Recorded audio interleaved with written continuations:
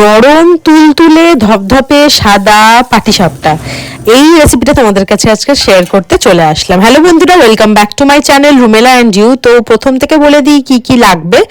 প্রথমে লাগবে হচ্ছে গোবিন্দভোগ চাল দিয়ে আমি করেছিলাম। গোবিন্দভোগ চালটাকে সুন্দর করে ধুয়ে দুধে ভিজিয়ে রাখতে হবে 3 ঘন্টা। 3 ঘন্টা ভিজিয়ে রেখে তারপরে দুধ সমেত গোবিন্দভোগ চালটাকে সুন্দর ফাইন পেস্ট করতে হবে। তার মধ্যে দিতে হবে পরপর ময়দা, সুজি দিয়ে ভালো করে হচ্ছে একটা মিক্সচার বানাতে হবে। পরিমাণ মতন কিছুটা দুধও দিতে হবে তার মধ্যে। ঠিক যেমন পাটিসাপটার ব্যাটার হয়, খুব পাতলা না খুব ঘন না, মিডিয়াম যেন হয়। আর চিনি দিয়ে ভালো করে গুলে রাখতে হবে, সেটাও গুলে রাখতে হবে 3 ঘন্টা মতন। আর হ্যাঁ, ব্যাটারটাতে অল্প সামান্য একটু নুন দেবে, তাতে হচ্ছে চিনি মানে মিষ্টিটা খুব ভালোভাবে ব্যালেন্স হয়, মিষ্টিটা খুব ভালোভাবে এনহ্যান্স হয়।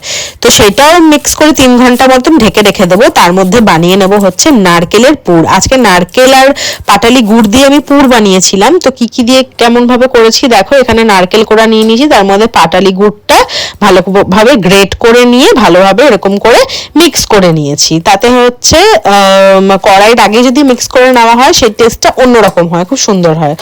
তো দেখো ভালোভাবে মিক্স করে নিয়েছি। এবারে তোমাদেরকে দেখিয়ে দিচ্ছি, কড়াইটাকে গরম করে নিতে হবে। খুব বেশি তাতিয়ে নিলে হবে না কড়াইটাকে। কড়াইটার মানে উষ্ণতাটা মিডিয়াম রাখতে হবে। তার মধ্যে দেখো পরপর হচ্ছে কি কি দিয়ে দিচ্ছি। এরকম নারকেল আর পাটালি গুড় দিয়ে যে মেখে রেখেছিলাম সেটা দিয়ে দিলাম। তারপরে ভালোভাবে সুন্দর মানে ইয়েতে হাতে নাড়াচাড়া করতে হবে। গ্যাসের ফ্লেমটা যেন মিডিয়াম টু লো থাকে। খুব হাই করে দিলে তোমাদের গুড়টা যদি পুড়ে যায় তাহলে কিন্তু পুরটা তিতকুটে হয়ে যেতে পারে। তারপরে যখন প্রায় হয়ে আসবে তখন দিয়ে দেবো একটু দুধ। দুধ দিয়ে আরো একটু সফট হয়ে আসবে, টেস্টটা আরো বেড়ে যাবে। আবার একবার শুকিয়ে নেব। যখন এরকম মতন দুধটা টেনে আসবে, হালকা একটা ভেজা ভেজা চিটচিটে ভাব যখন হয়ে যাবে, তখন দিয়ে দেবো কিছু থেতো করা এলাচ। তাতে সুন্দর একটা স্মেল হবে। তো চলো এবারে তোমাদেরকে দেখিয়ে দিই পাটিসাপটাটা বানাবে কিভাবে। এরকম একটা বেগুন নিয়ে দেখো বোটার দিকটা আমি কেটে নিলাম, যেটা দিয়ে আমি অয়েল ব্রাশ করতে পারি। তোমাদের কাছে যদি অয়েল ব্রাশ, আমার কাছে অয়েল ব্রাশ নেই, তাই তার জন্য দেখো আমি এখানে বেগুনের বোটাটা নিয়ে নিলাম। আর নিয়ে নিলাম বাটিতে এরকম সাদা তেল আর ঘি।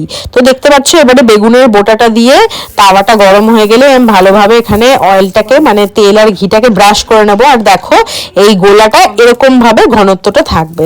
তো ভালোভাবে ব্রাশ করে নেওয়ার পরে দেখো আমি গোলাটাকে এরকম গোল বাটির হাতা করে এরকম গোল গোল ঘুরিয়ে ঘুরিয়ে হালকা হাতে ঘোরাতে হবে যেন ফেটে হেঁটে না যায়। তারপরে এরকম যখন ডট ডট ডট ডট মতন হয়ে আসবে তখন নারকেলের পুরটা দিয়ে সুন্দরভাবে বটে নেবে। হ্যাঁ, পাটিসাপটাটা কিন্তু যখন তোমরা এরকম ফোল্ড করবে তাওয়াটাও কিন্তু খুব বেশি হিটেড না থাকে, তাহলে কি হবে পাটিসাপটাগুলো লাল লাল হয়ে যাবে কিংবা পুড়েও যেতে পারে বা লেগেও আসতে পারে।